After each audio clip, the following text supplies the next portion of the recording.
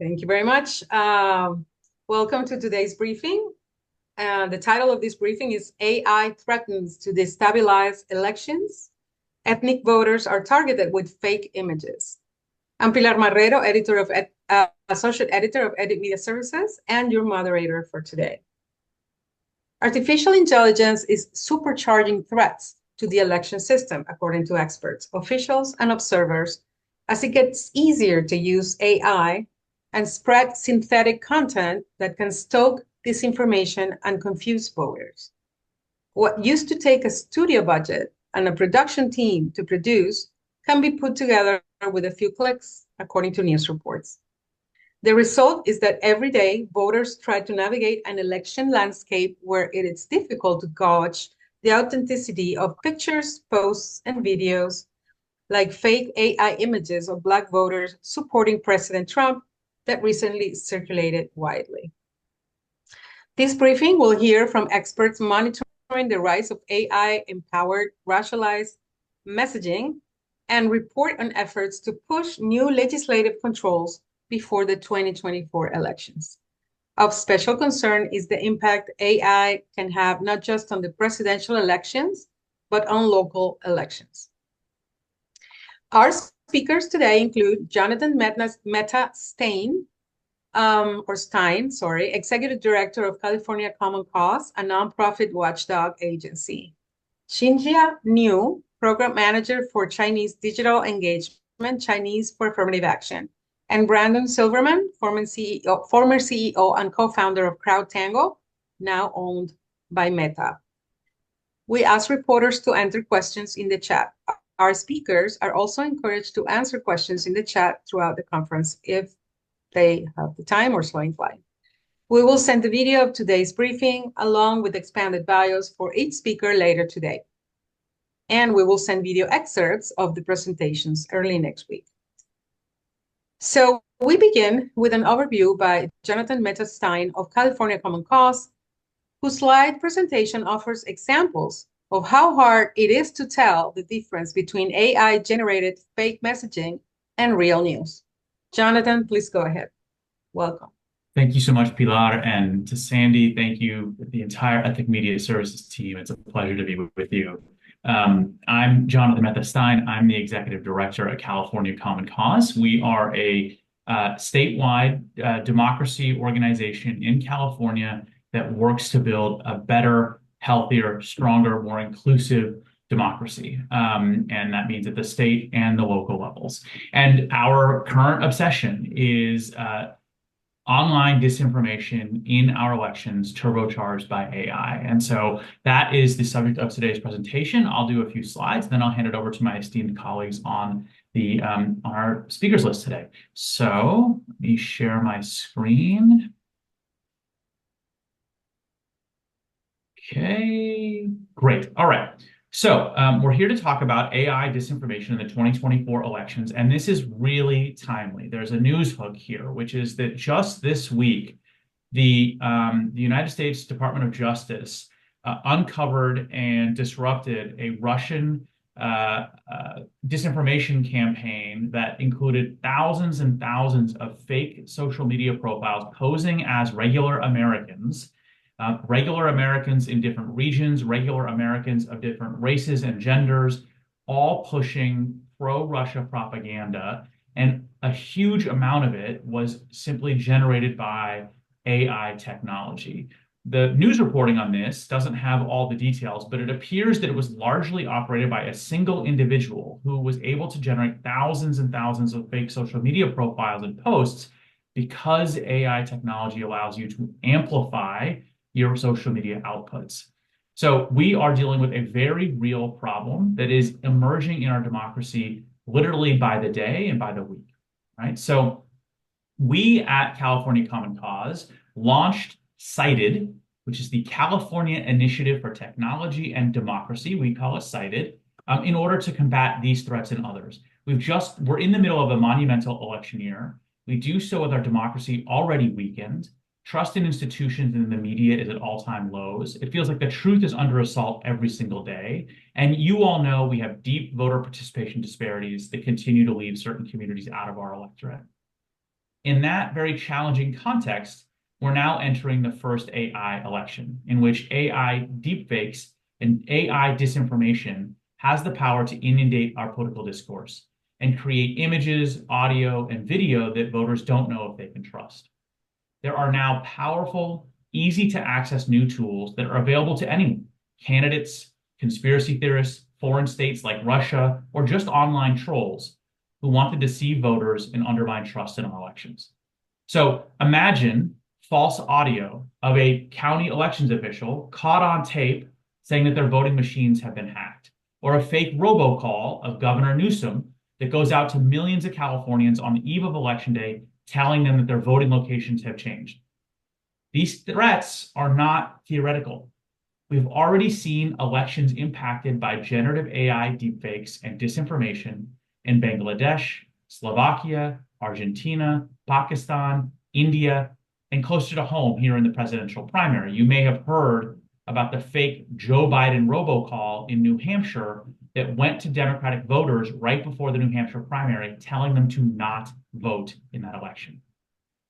So, in response to these threats, we launched Cited as a project of California Common Cause, and we're seeking state-level solutions here in California to the threat that disinformation, AI, and deepfakes pose to our elections.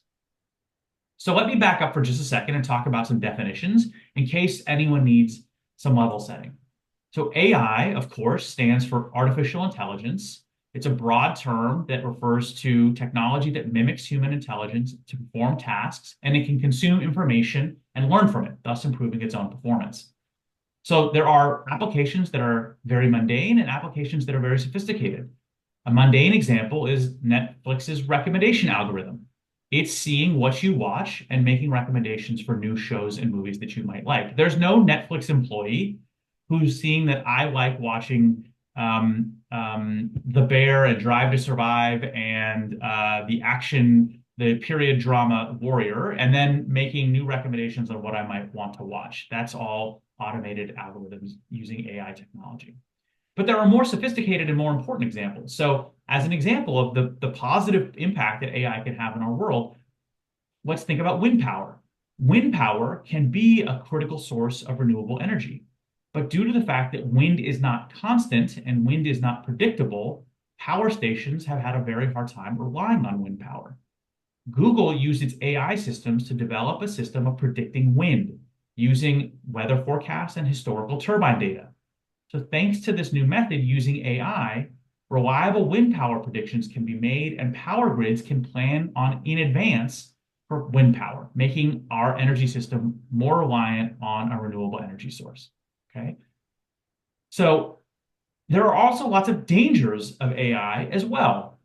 If you use AI systems to predict where crime might happen, or to evaluate home loan applications in massive numbers, or to sort through applications for public benefits programs at a scale that would require dozens or even hundreds of employees. These create efficiencies, but they also create questions of, one, replacing jobs, and two, the possibility of algorithmic bias and discrimination, and whether we can trust AI systems to handle highly sensitive decisions that typically need the judgment of a human, as flawed as that judgment may be. Okay, so what, though, is generative AI? That's when an AI system generates new digital media following a human prompt. That means new digitally created images, audio, video, text. This can be harmless fun. It can be bizarre. It can be artistic. It can be some combination of all of those things. This, for example, is an image of SpongeBob characters created in the style of Vincent van Gogh. That's an example of generative AI. My wife and I have goofed around using ChatGPT to write fake dating profiles for our friends, to generate a fake rom-com script. And I used it once to generate the first draft of a policy memo for work. It was terrible, but it was generating new content based on the prompts I had inputted, and that's generative AI. Okay, so let's take a look, real or fake. One of these two images is a real image of Pope Francis. One is a generative AI fake. Now, the generative AI fake here was actually a viral sensation. It was a very popular image online for a while. So if you know which one is fake, don't say anything. But maybe people can, I don't know if you can use the chat to try to guess left or right, which is the fake? Left or right, which is the fake? Pilar guesses the left. Okay, maybe everyone's already seen this. Right, the one on the left is the fake. This was a fake image generated using the AI software Midjourney, and it went super viral because it was both realistic and made the Pope look cool. Okay, so this is a fun example, but there are others that are more dangerous and have national security implications. One of these is real, and one of these is fake. Use the chat again to guess which one do you think is the fake, left or right? Which one is the fake?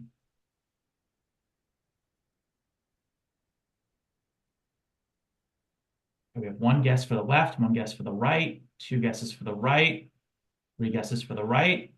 In fact, the one on the left is the fake. It started circulating on Twitter in May of 2023 in posts claiming there had been an attack on the US Pentagon. And among the accounts that reshared these images was the Russian news service RT. And the image, this fake attack on the Pentagon, created a huge dip in the stock market because investors thought briefly that the US was under attack. Okay. So there are also examples in our politics. So these are a combination of real and fake images. These are from the DeSantis presidential campaign. Remember the Ron DeSantis presidential campaign? Ron DeSantis in the Republican primary wanted to attack Trump as too close to Anthony Fauci. So instead of using the existing images, these are real images of Trump from his presidency next to Fauci, they created these AI images of Trump hugging and kissing Fauci. You can kind of see a difference slightly in that some of the ones that are AI generated are a little bit more cartoonish. Every hair is perfectly in place. Everyone's skin is very smooth. So it's slightly less realistic than the real images. But boy, if you are moving fast or you're scrolling on a phone and the image is 1 inch by 1 inch, you're not going to notice the difference. So the images are easy to make, but it's also easy to make video. Today, you can submit 2 minutes or so of audio of anyone's voice on tape or on the internet, which is probably available for any local elected official, every pastor, every community leader or activist. With 2 minutes of someone's audio, you can create a script spoken in their voice. You can make anyone say anything. And you can do it with video as well. And so I'm going to share this video. This is a fake deepfake of Joe Biden. Let me share here. Hold on 1 second for me.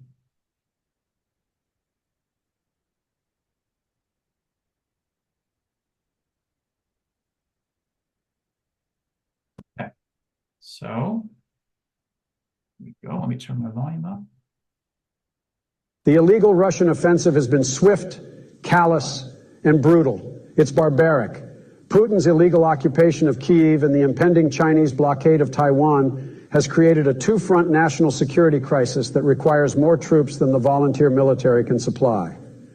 I have received guidance from General Milley, chairman of the Joint Chiefs, that the recommended way forward will be to invoke the Selective Service Act, as is my authority as president. The first to be called in a sequence determined by national lottery will be men and women whose 20th birthday falls during calendar year 2023. Remember, you're not sending your sons and daughters to war. You're sending them to freedom. God bless our troops and God bless Ukraine. So that's an entirely fake video. All that audio is fake. And if you look really closely at it, you can tell that the words that are being spoken by Biden don't match the movement of his lips. But that's an old deepfake. It's a low quality deepfake, and the technology has only gotten better over time. And also, frankly, if you're watching it, I might be able to spot that it's a deepfake, but I'm not sure my parents could spot that it's a deepfake. Or if you're watching it on a tiny screen on your phone late at night as you're scrolling Twitter or Facebook or Instagram, I'm not sure you're going to be able to tell that it's a fake, right? Now, I want to be clear. I think the dangers are less evident at the national level and more evident at the local level. If there is a deepfake of President Biden, it will only take a few hours before the national press is exposing it as fake. But if there's a deepfake of your city council member in handcuffs with a fake news story that they were just arrested for taking a bribe, there might not be as much media coverage. There might not be as many journalists who are able to expose that as a deepfake immediately. I'm really worried about political deepfakes impacting our local communities, our mayors, or our county elections officials, or our state elected representatives.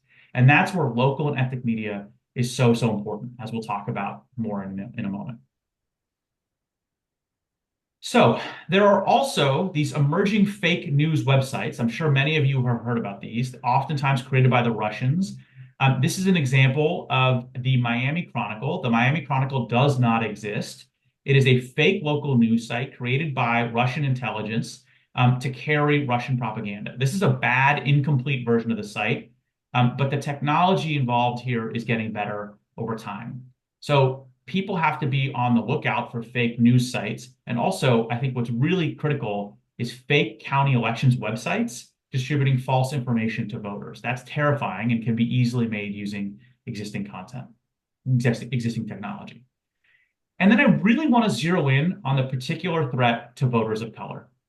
Racialized disinformation will target communities of color, immigrant communities, low-income communities. For centuries, people have tried to deceive our voters and disenfranchise them and make it harder for them to exercise their right to vote.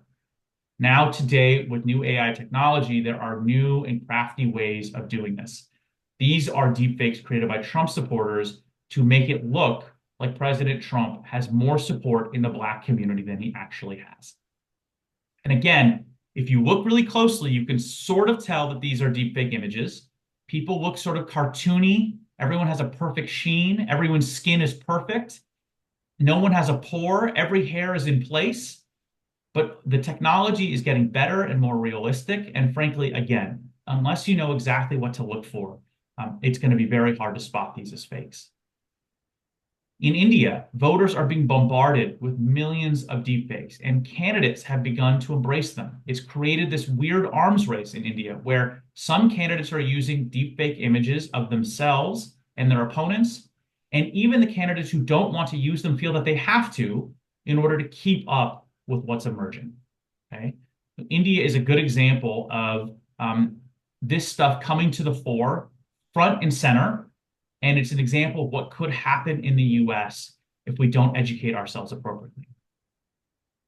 And while this problem is peaking, this is a real screenshot, by the way. I was giving this presentation recently and someone said, wait, is this one real or is this one fake? This is real. This is a real article from the Washington Post. As the problem is peaking, many social media platforms are walking away from their responsibility to address it. YouTube, Meta, and X have now all stopped labeling or removing posts that repeat Trump's false claim of a stolen 2020 election. Facebook has made some of their fact-checking features optional.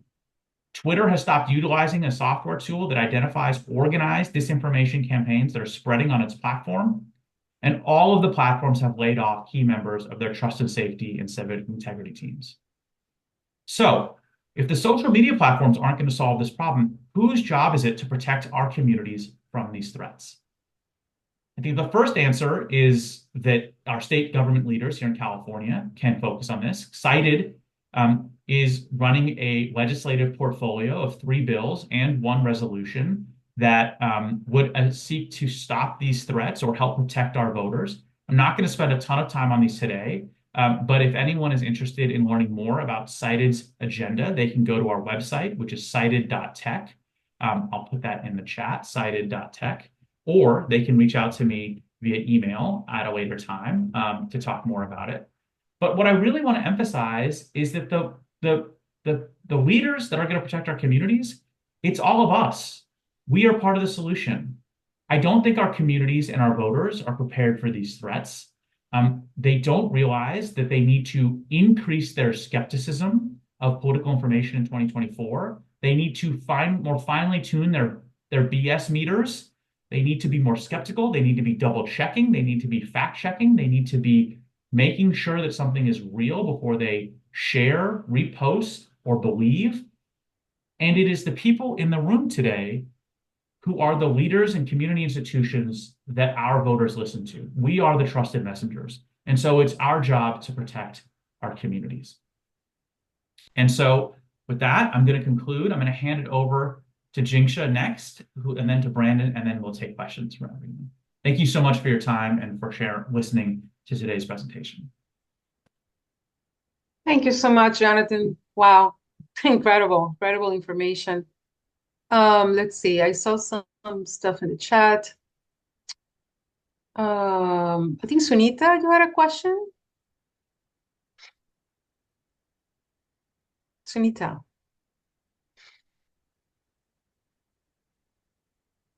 So, Jonathan, I've used Canva to generate AI photos to accompany stories. As journalists, what is our responsibility in terms of identifying AI-generated images?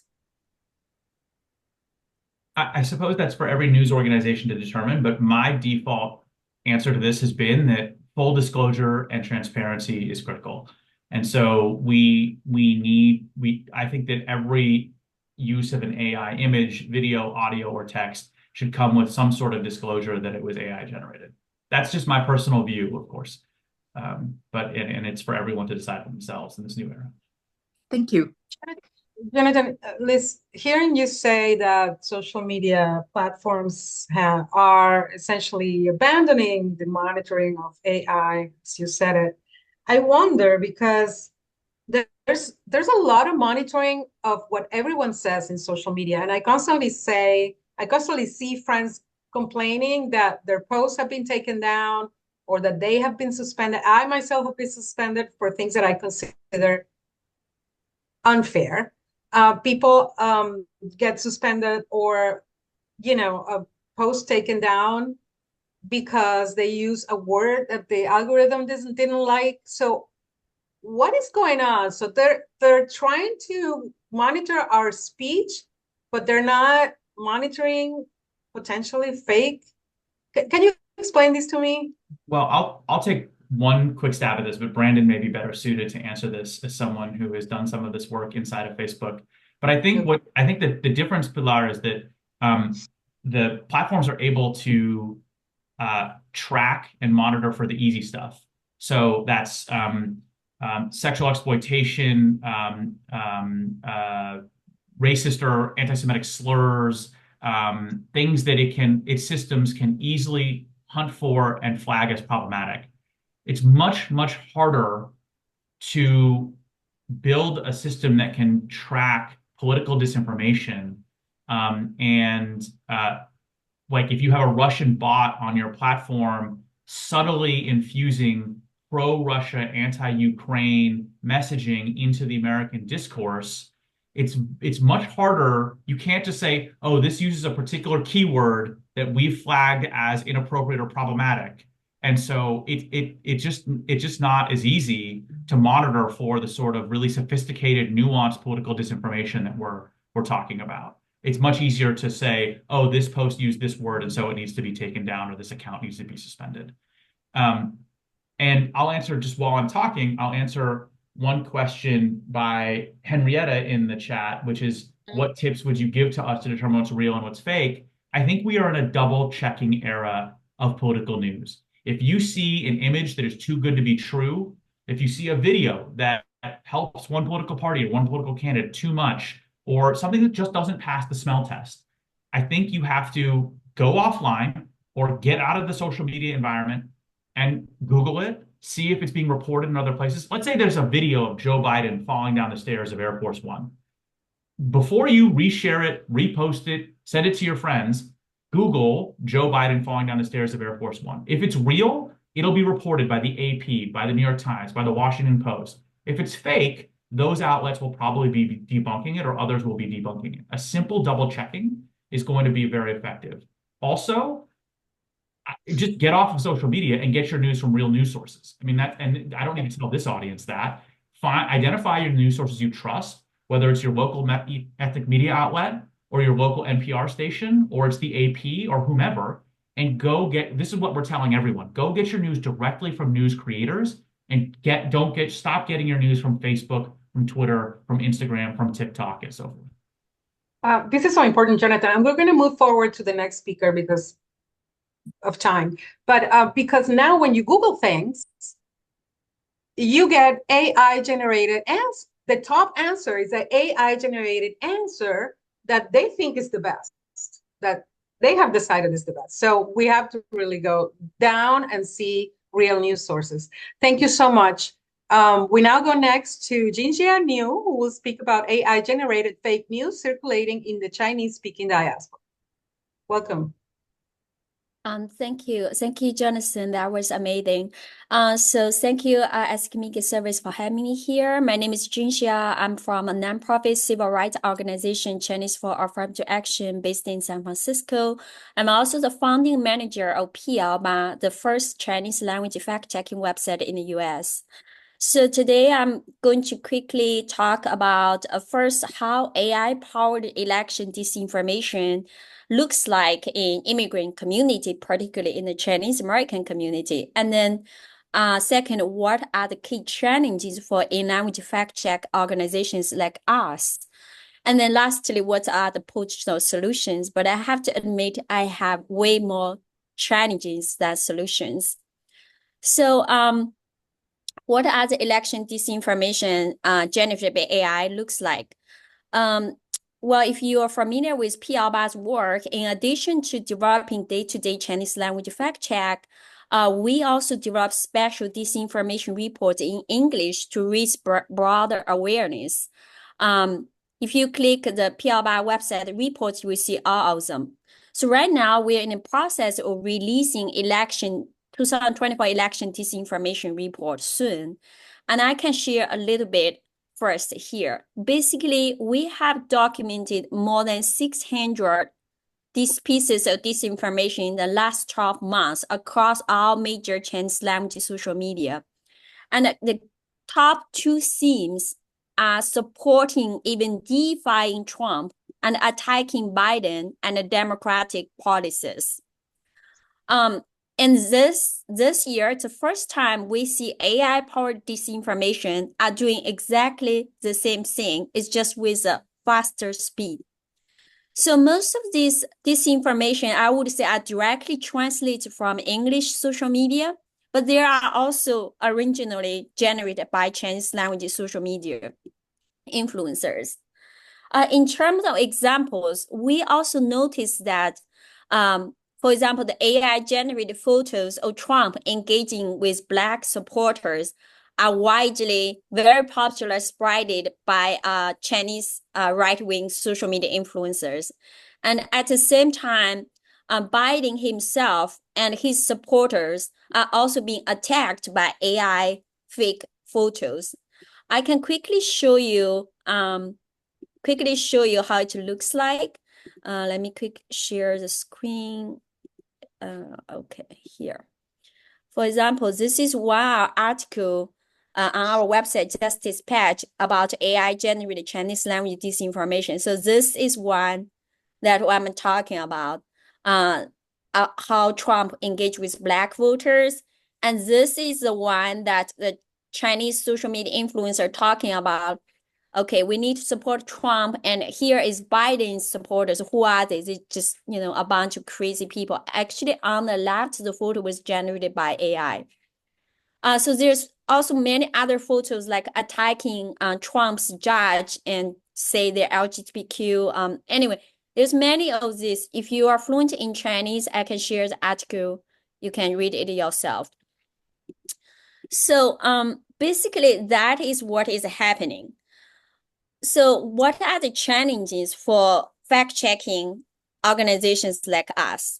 The first thing is the immigrant community, we really lack timely, effective, accurate information or fact checks. So Jonathan just mentioned, if you're not sure it's true or not, just go to the real news source, go to the English mainstream media to double check.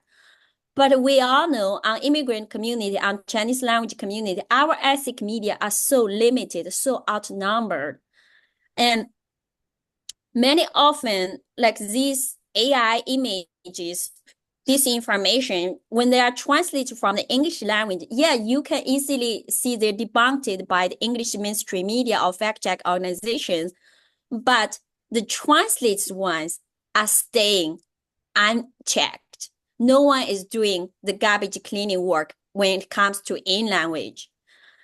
So yeah, you see, why don't you do it? You are a language fact-checking organization. Yes, we are, but we only have 3-4 times staff, a bunch of dozen part-time fact checkers. We really don't have the capacity, especially when it comes to AI generated images, because right now you can find tons of tools to teach you how to generate a fake image and videos.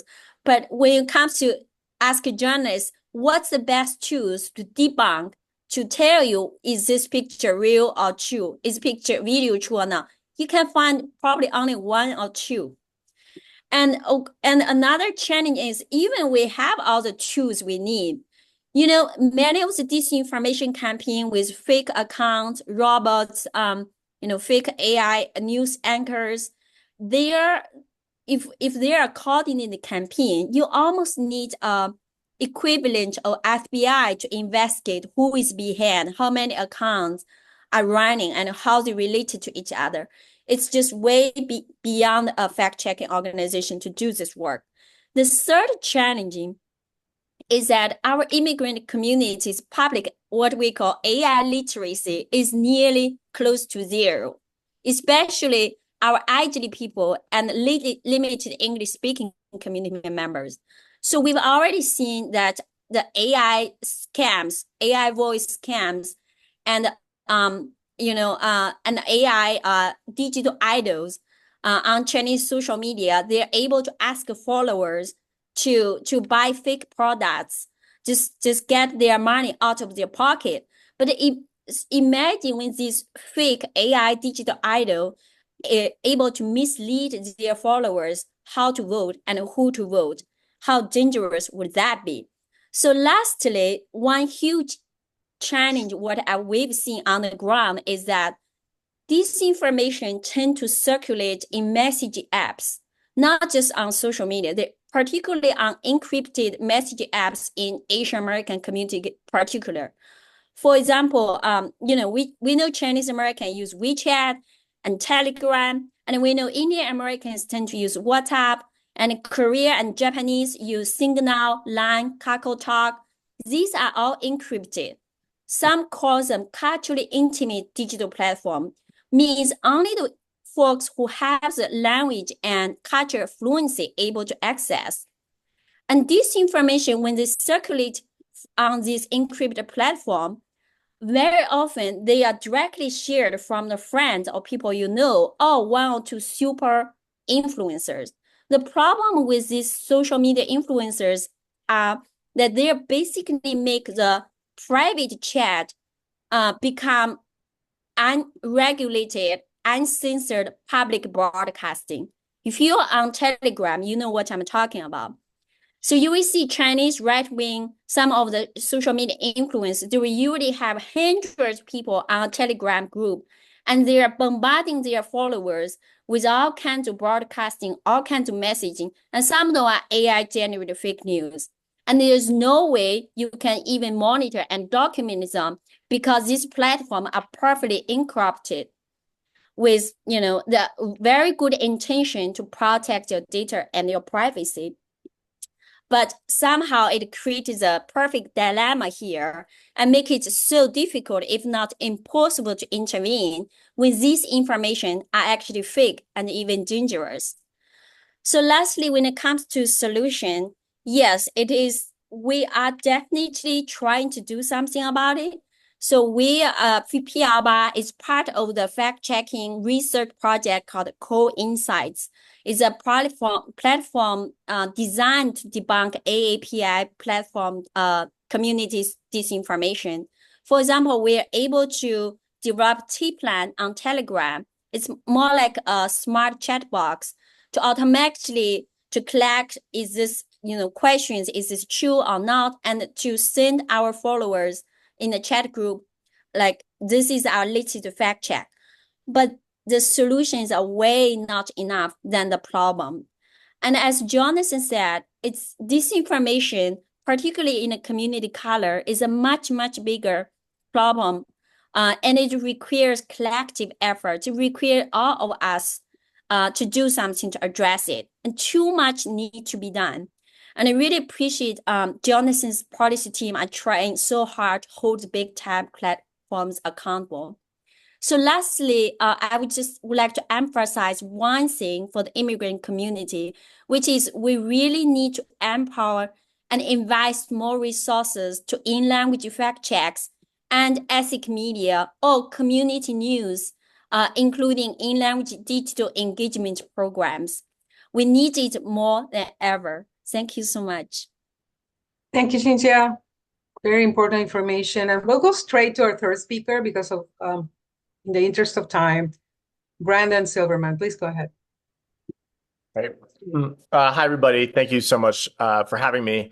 I'll give a quick background on myself, and then I agree with so much what Jonathan and Jinja have said that I won't reiterate some of their points, but I'll add a few additionals just for some additional color and detail. But I was the former CEO and co-founder of CrowdTangle, which I think actually probably worked with a lot of organizations here on this call, but it was a tool that helped different news organizations around the world get a better look into what was happening on social media.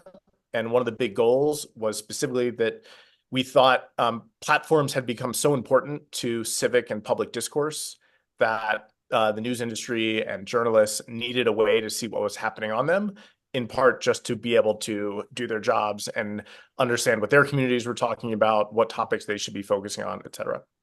I left about CrowdTangle was eventually acquired by Meta, and I was there leading a lot of their transparency work for 4 years, including doing a bunch of work around misinformation, disinformation.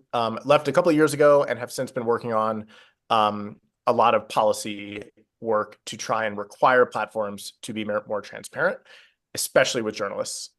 I think the one thing that is very top of mind for me for this entire conversation is that I think one of the, I'm not going to call it like a moral failing, but it's something close to that, of the impact that I think a lot of these platforms have had, is that a disproportionate amount of their harms fall on communities of color and ethnic communities in a way that is unfair and hard to defend. And it is too often the case that when we're talking through solutions about some of the problems, that we turn to civil society organizations in those communities and ask them to be the ones who help. And it is sometimes partly the right answer, but almost always an unfair one.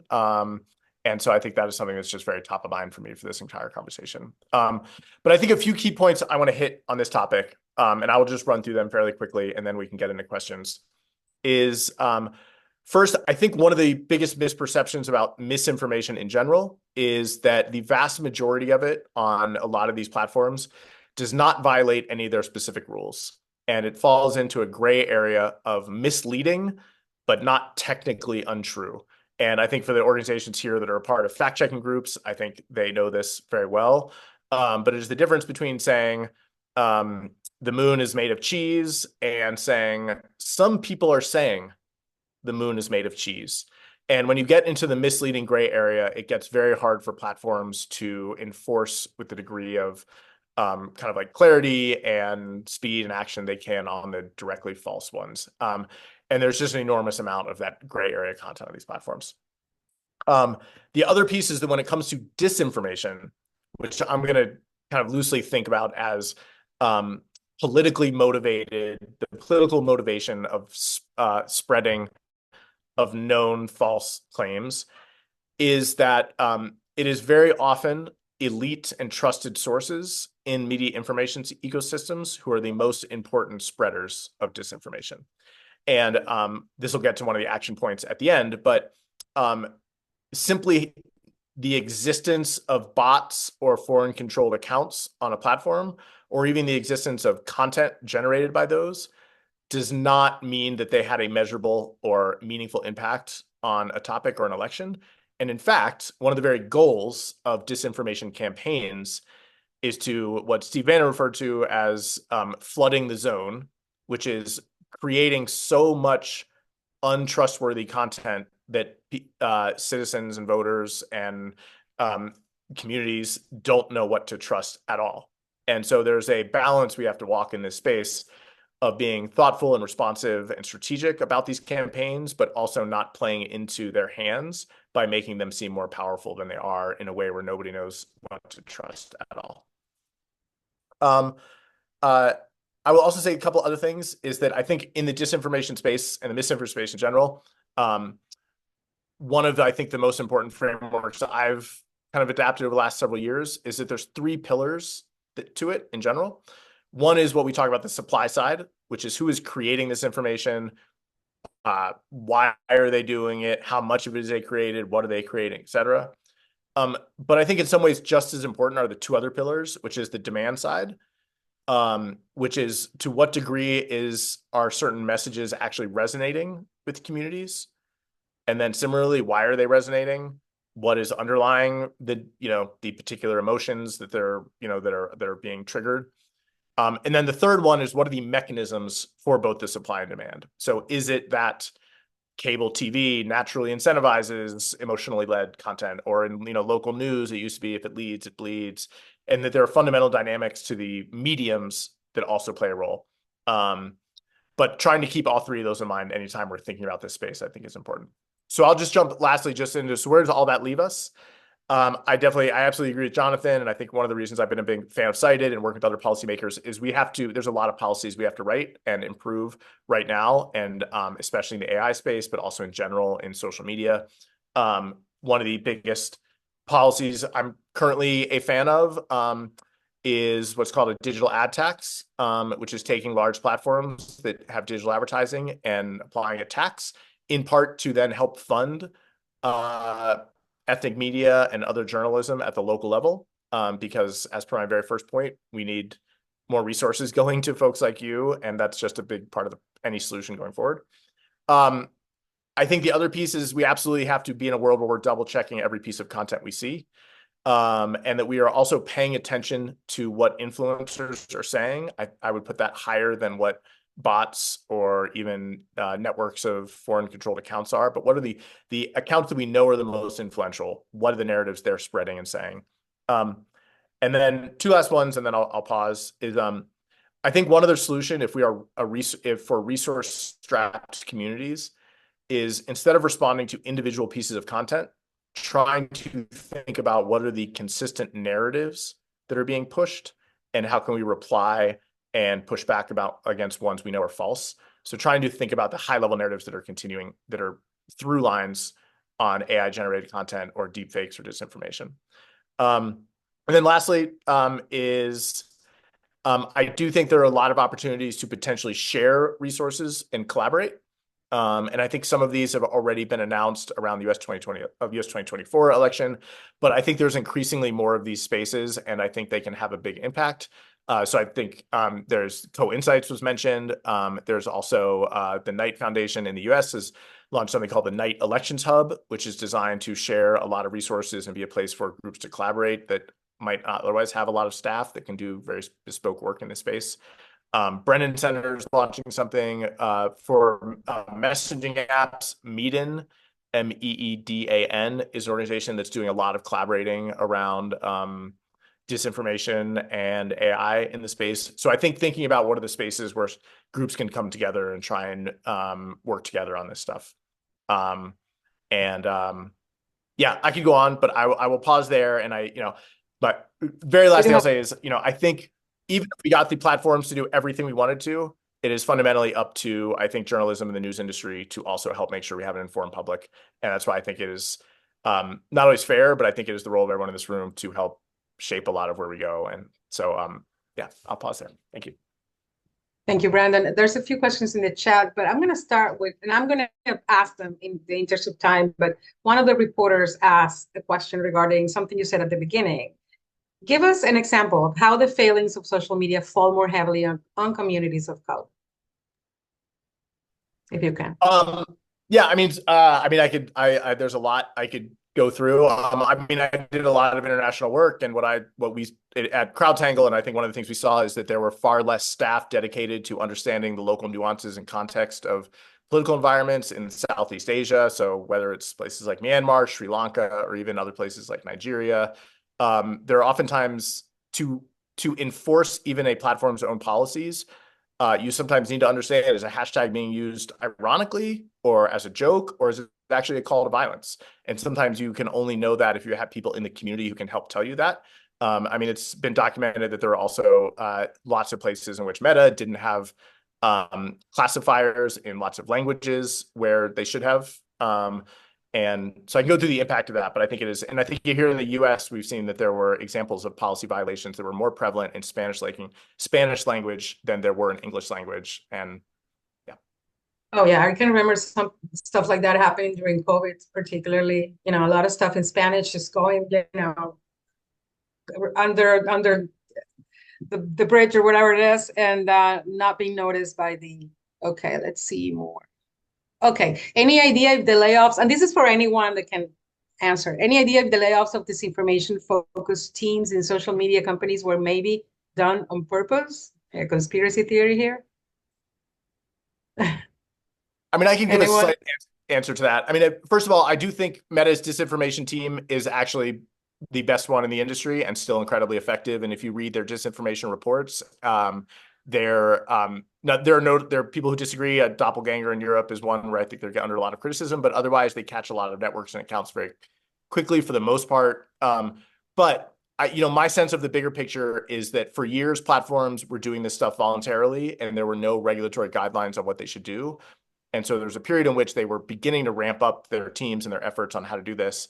And it's hard to always generalize because some are very different than others. But my sense is that some of these layoffs were because instead of doing things the way they thought they should be done, they're now feeling like they have to put a lot of resources into simply meeting the regulatory requirements that are coming. I think that's the best case defense I can maybe provide. That's not a conspiracy one.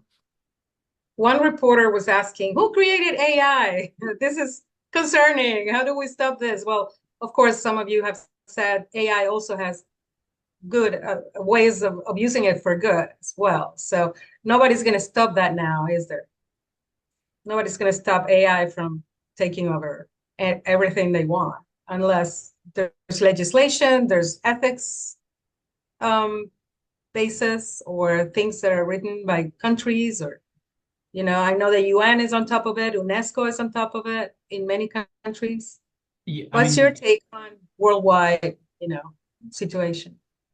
Pilar, I'll just provide a very quick answer and then hand it over to my other panelists. But AI is out in the world, and there's no putting this toothpaste back in the tube. It is, some people who are real believers in AI's potential are claiming that it is going to be as powerful in our lives as the internet has been over the last 20 to 30 years. And so it is we can expect that it will revolutionize almost every industry and various aspects of our lives. So the question now is, how do we react to it? How do we manage this transitional phase where all the technology is being rolled out, but we as a society don't have principles in place for governing it and adjusting to it? And I think we're in the dawn of a new era, and in 100 years, people will look back at this period right now as a very chaotic period where we, as a society, had to adjust to new technologies that were released into the world before we knew what to do with them. And so that's why, I think the EU, the European Union, is doing a really good job of getting out ahead of everyone else and putting regulations in place through the DSA, the Digital Services Act, and through the AI Act. They're leading the world in AI governance and regulation. And our hope is that California can join the EU and essentially lead the US domestic response. I'll hand it over to Jingsha or Brandon if they want to add. Anyone else has a comment? No? Okay. Several questions regarding how do we journalists identify AI? Are there tools?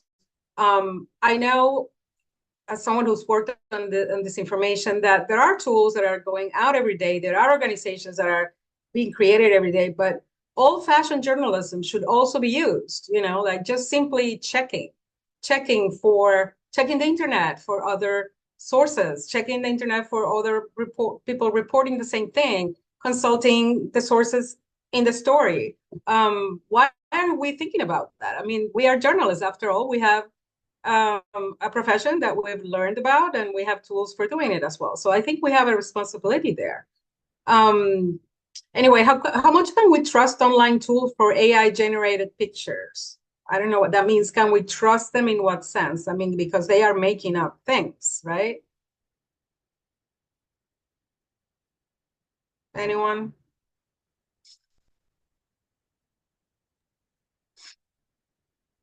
I mean, Anyone? I guess two thoughts I had are first, these AR tools are not perfect yet, and there are kind of like simple heuristics you can sometimes use. And for a while, I think we all saw the 6 fingers that were being manipulated, that were being shown anytime one of the platforms. So sometimes there are imperfections that are thematic that you can use as tips. But I think the second one is also, just so folks know, there are tools you can go copy and paste an image to, and it will try and assess the probability that it was generated by one of the AI systems. So maybe we have something we can distribute afterwards, but I think there's almost a dozen of them now. Some of them operated by the platforms themselves, but you can go and it'll tell you if it thinks it was created by an AI or not. What is the conversation? Oh, go ahead. So I'll just add to that, which is that one of the things that California Common Cause and our cited team is advocating for is something called digital watermarking in a bill. The bill is AB 3211. And the idea would be to mandate that generative AI companies embed in all digital media they create metadata indicating the provenance of that digital media. So basically, generative AI content, images, audio, video, text, would carry within it indicators that it was digitally created and is not authentic. And then the same bill would require social media platforms to read that digitally embedded metadata, identify AI content as AI content, and label it on social media posts as AI content. So that when you're on Facebook or you're on Twitter or you're on TikTok, and if a fake image pops up, it would carry a tag underneath or somewhere nearby that says this image was AI generated, or this post carries AI generated content or something of that kind. So the hope is that Brandon is totally right that there's these new tools that are getting better each passing month, where you can go and upload an image and it will tell you if they think it was fake or not. But we want to put a system in place where you don't have to go investigate. You don't have to go to a website and upload something.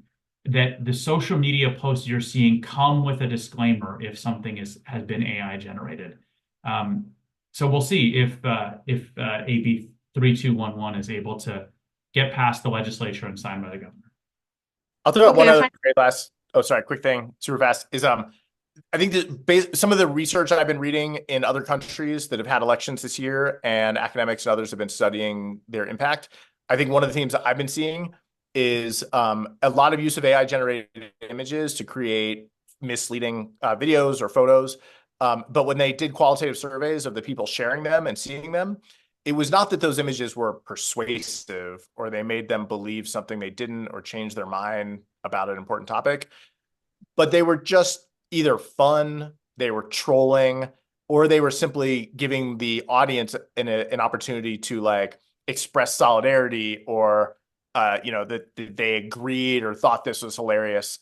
So it's not that they were persuasive. It was almost more of a sign of voter interest and passion and where they were politically, rather than something that changed their mind. And I think as you're seeing this content, this election cycle, that I think is a good lens to